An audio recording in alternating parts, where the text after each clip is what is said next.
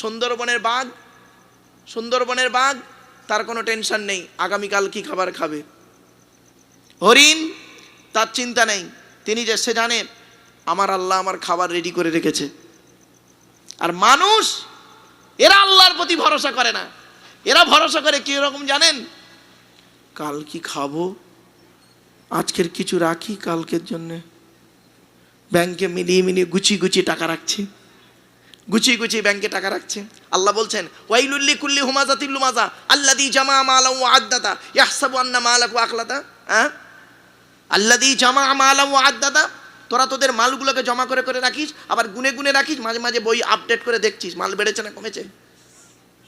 আল্লাহ বলছেন, আমি বলিনি, আল্লাহ বলছে এদের ধারণা কি, ইয়াহসাবু আন্না মালাহু আখলাদা, এই মালগুলো মনে হচ্ছে আমাদের সর্বদাই থাকবে। বোকা কোথাকারে, কাল্লা কখনোই নয়। লায়ুম বাজান্না ফিল হুতামা নামক জাহান্নামে পুড়িয়ে ছারকার করে দেবো। ভাবতে পেরেছেন? তাই আল্লাহ পাক বলছেন যদি তোমরা সঠিক পথে চলো তাহলে আমি আল্লাহ চাইলে তোমাদেরকে কিছুদিন রাখবো।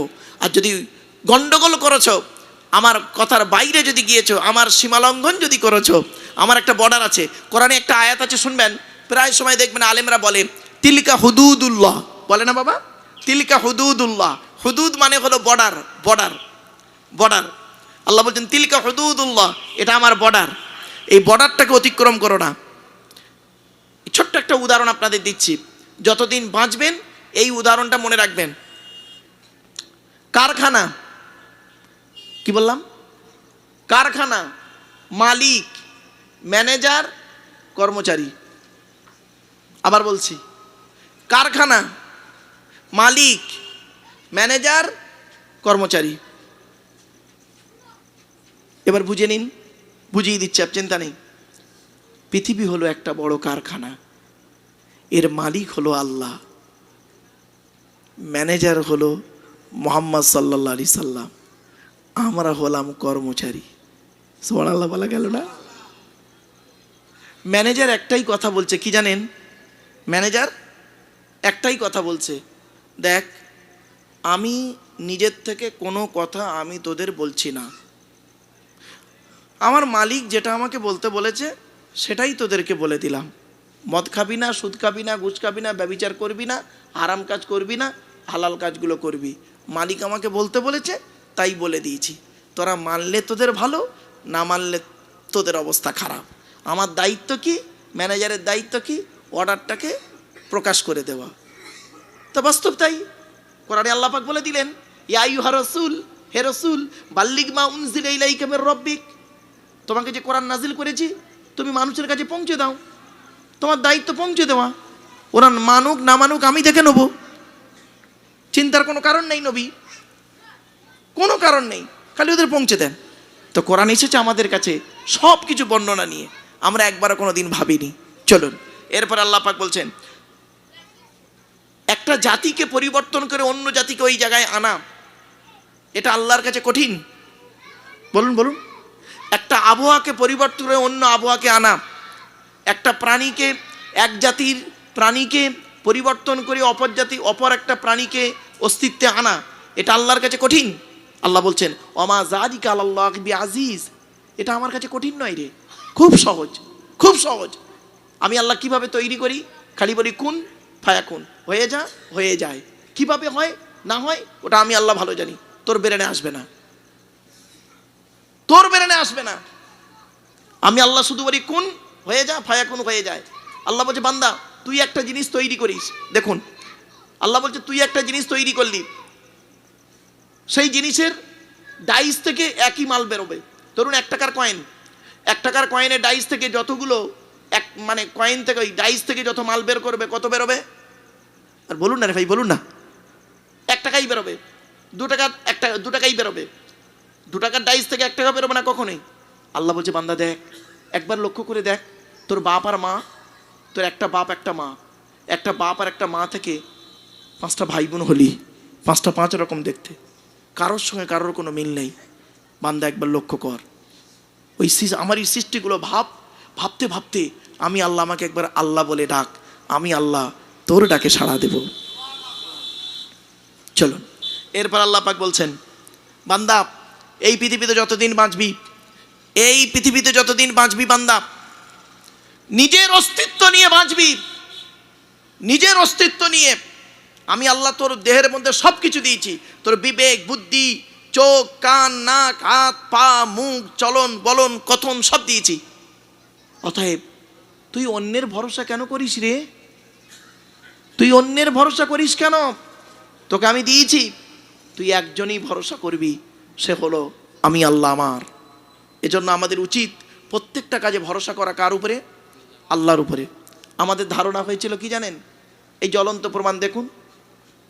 প্রথমে আপনার কি বলবো, মৌলানা গিয়াসউদ্দিন সাহেব আমাকে বলছে, হুজুর এই 6টার সময় যদি ওঠেন, 6:30টায় যদি ওঠেন লোকজন হবে না। দেখুন দেখুন আল্লাহ কত লোক দিয়েছে। আল্লাহর কোরআনের ভালোবাসা এসেছেন। কোরআনের ভালোবাসা এশার নামাজের পরেও হয় না, আর মগরবের নামাজের আগে হয় না, পরে হয় না। কোরআনের ভালোবাসা যখনই আল্লাহ পাক চাইবেন তখনই জড়ো করে দেবেন। জোরে বলুন, ভাবতে পেরেছেন? চলুন এবার আসছি। আচ্ছা বাপেরা, আপনারা আপনাদের ছেলে মেয়েদের ভালোবাসেন না? ভাই বলুন না। স্ত্রীকে ভালোবাসেন, ভাই বোনকে ভালোবাসেন, প্রতিবেশীর ভালোবাসেন। আচ্ছা আপনাদের এই ভালোবাসাটা কি চিরস্থায়ী? চিরস্থায়ী নয়। কিয়ামতের মাঠে আপনাদের উপকার করতে পারবে কেউ? কেউ কারোর উপকার করতে পারবে না।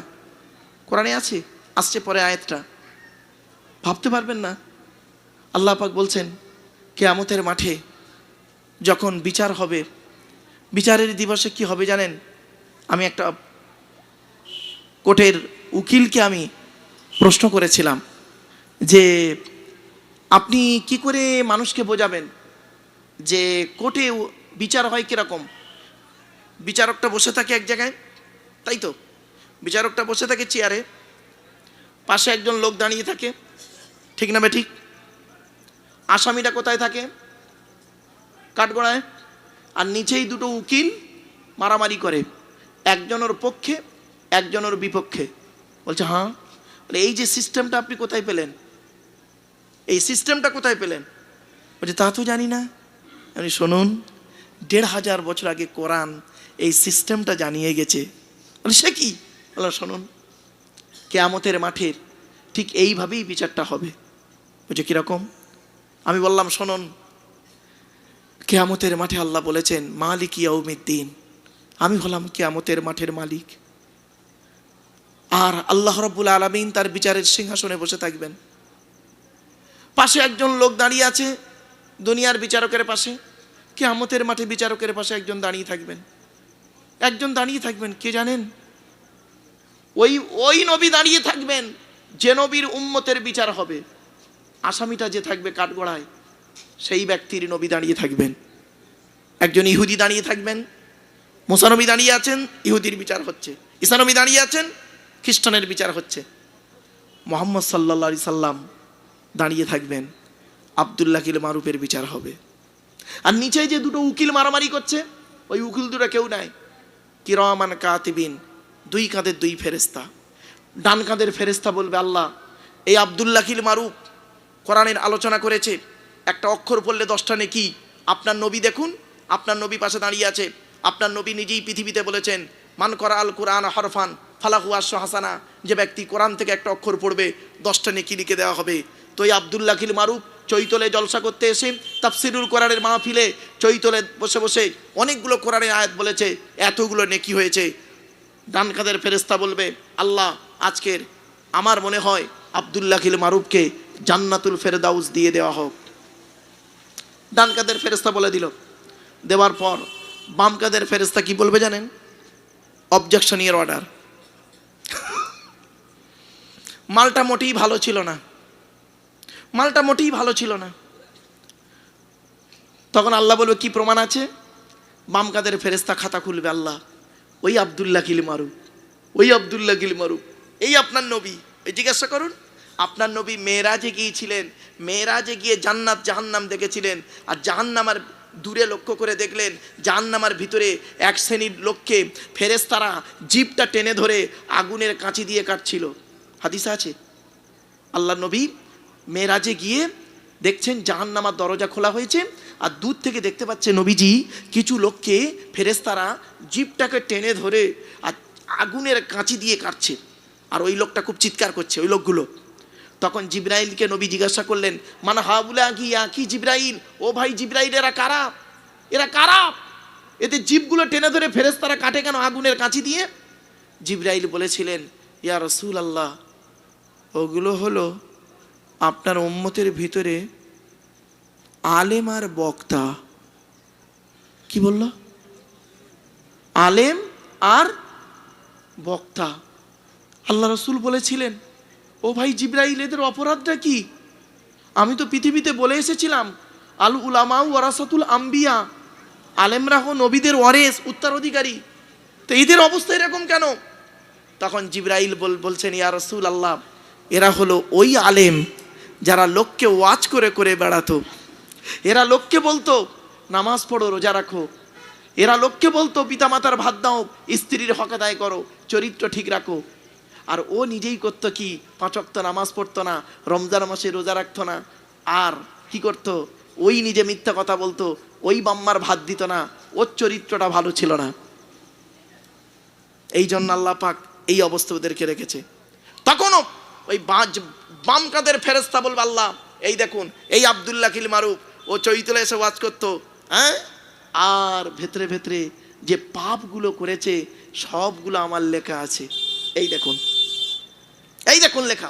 বলে কিতাব খুলে দেবে, কিতাব খুলে দেবে। তখন আল্লাহ বলবেন, ওয়াকুল্লা ইনসানিন আলজামনাহু তাইরাহু ফি উনুকিহি ওয়া নুখরিজু লাহু ইয়াউমাল কিয়ামাতি কিতাবান ইয়ালকাহু মানশুরা ইকরা কিতাবাকা কাফা বিনাফসিকাল ইয়াউমা আলাইকা হাসিবা।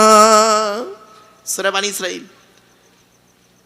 সেই দিন আমি আল্লাহ কিয়ামতের মাঠে ওর গলায় আমলনামাটা লটকে দেবো, ওর গলায় আমলনামাটা লটকে দেবো, আর খুলেও দেবো, আমলনামাটা খোলা থাকবে। আমি আল্লাহ বলবো, ইকরা কিতাবাকা, এ আব্দুল্লাহ কিল মারুফ, তুই তোর আমলনামাটা পড়, পড় আজকে তুই তোর আমলনামাটা। পৃথিবীতে কি ভালো ভালো কাজগুলো করেছিস, খারাপ কাজ করেছিস, তখন এই সমস্ত প্রমাণের ভিত্তিতে তখন কি হবে জানেন? আল্লাহ বলবে, আব্দুল্লাহ কিল মারুফ, আজকের এতগুলো প্রমাণের ভিত্তিতে তোমাকে নেকির থেকে বদির পাল্লা বেশি হয়ে গেছে, নেকির থেকে পাপের পাল্লাটা ভারী হয়ে গেছে। তোমার ঠিকানা হলো আমার ঘোষণা অনুযায়ী, ফাআম্মা মান সাকুলাত মাওয়াজিনুহু ফাহুয়া ফি ঈশাতির রাদিয়া ওয়া আম্মা মান খাফফাত মাওয়াজিনুহু ফাউম্মুহু হাবিয়া ওয়া মা আদরাকা মা হিয়া নারুন হামিয়া। সেই দিন যার নেকির পাল্লা ভারী হবে তার ঠিকানা হবে জান্নাত, যার নেকির পাল্লা হালকা হবে তার ঠিকানা হবে হাবিয়া নামক জাহান্নাম। সেই দিন বন্ধুরে, বাপ তার ছেলের উপকার করতে পারবে না, ভাই তার বোনের উপকার করতে পারবে না। তাই কোরআনে আল্লাহ পাক বললেন, ইয়াউমা ইয়াফিরুল মারউ মিন আখিহি ওয়া উম্মিহি ওয়া আবিহি ওয়া সাহিবাতিহি ওয়া বানি লিকুল্লি মিরইম মিনহুম ইয়াউমা ইদিন শাআনুন ইউগনি। সেই দিন বাপ তার ছেলে থেকে চলে যাবে, ছেলে তার বাপ থেকে চলে যাবে, ভাই তার বোন থেকে চলে যাবে, কেউ কারোর আপন হবে না। তাই আল্লাহ পাক বলছে, ওরে সেই দিনে কেউ কারোর উপকার করতে পারবে না, একের বোঝা অপরে বহন করবে না। তাই কোরআন বলছে, ওয়ালা তাজিরু ওয়াজিরাতুন বিজরা উখরা ওয়া ইন তাদউ মুসকালাতুন ইলা হিমলিহা লা ইউহমাল মিনহু শাইয়ুন ওয়ালাউ কানা যা কুরবা। সেই দিন একের বোঝা অন্য বহন করবে না, নিজের বোঝা নিজেকেই বহন করতে হবে। আপনি স্ত্রীর পাল্লায় পড়ে সব ভুলে গেলেন, ছেলে মেয়ের পাল্লায় পড়ে আল্লাহকে ভুলে গেলেন, রসুলের পথকে ভুলে গেলেন, বান্ধবীর পাল্লায় পড়ে তুমি ভুলে গেলে, প্রেমিকের পাল্লায় পড়ে ভুলে গেলে, মনে রেখো কেউ সেদিন উপকার করবে না। বলা হয়েছে, ওয়াইন তাদগু মুসকালাতুন ইলা হিমলিগা লা ইউহমাল মিনহু শাইয়ুন, কোন বোঝা বহনকারী যদি এসে তার বোঝাটাকে নিয়ে বলে, ভাইরা আমার বোঝাটা নিয়ে জানা রে, সে নিয়ে যাবে না, সে নিয়ে যাবে না সেদিন। আর ওয়ালাও কানা যা কুরবা, যদিও তার আত্মীয় হয়, যদিও তার আত্মীয়। বাপ যদি বলে, ওরে আমার ছেলে, তোর জন্য এত কিছু করেছি, আজ আমার নেকি খুব কম পড়ে গেছে, আমারে তুই একটু নেকি দে, আমি একটু জান্নাতে যাই, আমার জাহান্নাম থেকে মুক্তি পাই। ছেলেও অস্বীকার করে যাবে, স্ত্রী পিতামাতা অস্বীকার করে যাবে। তাই আল্লাহ পাক বলছেন, নবী এই কথাগুলো কাদের বলবে? কাদের বলবে এই কথাগুলো? এই জাহান্নামের ভয়গুলো কাদের দেবে? আল্লাহ বলছেন, নবী কাদের দেবে জানো? ইন্নামা তুনজিরুল্লাযীনা ইয়াখশাউনা রাব্বাহুম বিল গায়বি ওয়া আকামুস সালাত। এই কথাগুলো নবী তাদেরকে বলো, ইন্নামা তুনজিরুল্লাযীনা, নিশ্চয়ই আপনি ভয় প্রদর্শনকারী। কাদের ভয় দেখাবেন? আল্লাযীনা ইয়াখশাউনা রাব্বাহুম, যারা তাদের রবকে আল্লাহকে ভয় করে, বিল গায়বি, না দেখে, না দেখে আল্লাহকে ভয় করেছেন। অনেক মানুষ বলে দেখে ইবাদত করছি, আল্লাহ বলছে না, তুই না দেখে আমাকে বিশ্বাস কর। ছোট্ট একটা উদাহরণ দিচ্ছি, রাগ করবেন না, কেউ খারাপ সেন্স নেবেন না, দয়া করে ক্ষমা করবেন। ভালোবাসা বাস্তবায়িত করতে গেলে 5টা জিনিসের প্রয়োজন। কটা কটা কটা? 5টা। কি কি শুনে নিন। এগুলো বাচ্চাদের একটু শেখাবেন, বাচ্চাদের শেখাবেন, নাতিদেরকে শেখাবেন, ওরা ভবিষ্যতে কিছু শিখতে পারবে। ভালোবাসাকে বাস্তবায়িত করতে গেলে 5টা জিনিসের প্রয়োজন। প্রেমিক প্রেমিকার ভালোবাসা টিকে রাখতে গেলে 5টা জিনিসের প্রয়োজন। কি কি? এক নাম্বার কি দেখেন? প্রথম হচ্ছে অন্ধের মতো বিশ্বাস করতে হবে। ঠিক না বেঠিক? জাস্ট উদাহরণ দিচ্ছি বাবা, রাগ করবেন না, কেউ খারাপ সেন্স দেবেন না। প্রেমিক প্রেমিকার ভালোবাসা টিকে রাখতে গেলে একে অপরকে অন্ধের মতো বিশ্বাস করতে হবে। বিশ্বাসে যদি ত্রুটি হয়, ও সংসার সুখের হবে না, আর বন্ধুত্ব থাকবেও না, বিশ্বাস হারালে। 1 নাম্বার। 2 নাম্বার, ভালোবাসাকে বাস্তবায়িত করতে গেলে কি করতে হবে জানেন? একে অন্যের জন্য একটু সময় ব্যয় করতে হবে। সময় ব্যয়, নিরালা জায়গায় বসে বা কোনো জায়গায় বসে, পার্কে হোক, ইত্যাদি ইত্যাদি জায়গায় বসে একে অন্যের জন্য একটু সময় ব্যয় করবে। 3 নাম্বার, ভালোবাসাকে বাস্তবায়িত করতে গেলে একে অপরের জন্য একটু শুকাতে হবে, শুকাতে হবে। জাস্ট উদাহরণ, বন্ধু বন্ধুকে বলছে যে বন্ধু তুমি খেয়েছো? না আমি খাইনি, তুমি না আসা পর্যন্ত আমি খেতে পারছি না। তো বন্ধু মনে করলো, আরে আমি না গেলে বন্ধু খাচ্ছে না, সে তাড়াতাড়ি আসবে, ইত্যাদি। তাহলে শুকাতে হবে। 3 নাম্বার। 4 নাম্বার হলো বন্ধু বন্ধুর পরিচয়, প্রেমিক প্রেমিকার ভালোবাসা টিকে রাখতে গেলে কি করতে হবে? একে অন্যকে একটু গিফট পাঠাতে হবে, গিফট, হাদিয়া, হাদিয়া গিফট পাঠাতে হবে বিভিন্ন তারিখে, যাই হোক। 5 নাম্বার হলো প্রেমিক প্রেমিকার ভালোবাসা বা বন্ধু বন্ধুর ভালোবাসাকে বাস্তবায়ন করতে গেলে জীবনে একবার দেখা সাক্ষাৎ করতে হবে। ঠিক না বেঠিক? এই 5টা জিনিসের প্রয়োজন। শুনতে কেমন লাগলো? এবার খুলে বলছি।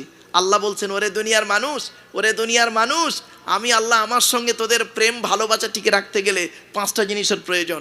1 নাম্বার হলো আমাকে না দেখে, না বুঝে, না চিনে অন্ধের মতো বিশ্বাস করবি, আমার সঙ্গে তোদের ভালোবাসা রয়ে যাবে। আল্লাযীনা ইউমিনুনা বিল গায়বি, আল্লাহ বলছেন তারাই হলো মুত্তাকি, যারা আল্লাহকে না দেখে, না বুঝে, না চিনে অন্ধের মতো বিশ্বাস করেছে। জোরে বলুন সুবহানাল্লাহ। 2 নাম্বার কি বলেছিলাম? ভালোবাসাকে টিকে রাখতে গেলে কি করতে হবে? একে অন্যের জন্য একটু কি করতে হবে? সময় ব্যয় করতে হবে।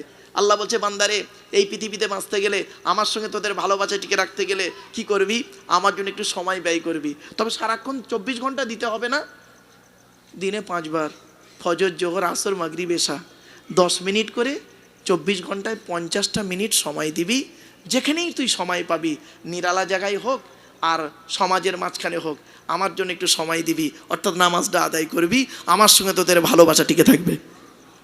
3 নাম্বার কি বলেছিলাম? ভালোবাসাকে বাস্তবায়িত করতে গেলে কি করতে হবে? একে অন্যের জন্য একটু শুকাতে হবে।